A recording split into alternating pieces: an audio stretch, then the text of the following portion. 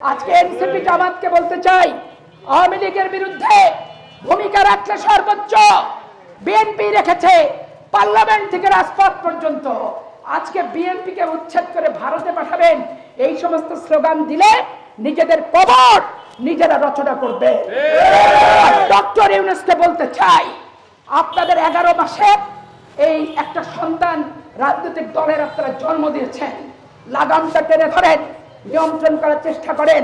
Doctor Yunus সাহেব, আপনি যদি মনে করেন ওই শেখ হাসিনার আন্দোলনের ফসল ওই 8 সালের নির্বাচন ওই রকম জামাত ইসলাম আর এনসিপির আন্দোলনের ফসল করে 2018 মডেলে আপনি নির্বাচন করবেন, ছাত্র সংগঠন থেকে, ইউনিয়ন পরিষদ থেকে, স্থানীয় সরকার থেকে, জাতীয় পর্যায়ে আপনার এই স্বপ্ন যদি কেউ দেখে থাকে, ওটা হবে দুঃস্বপ্ন।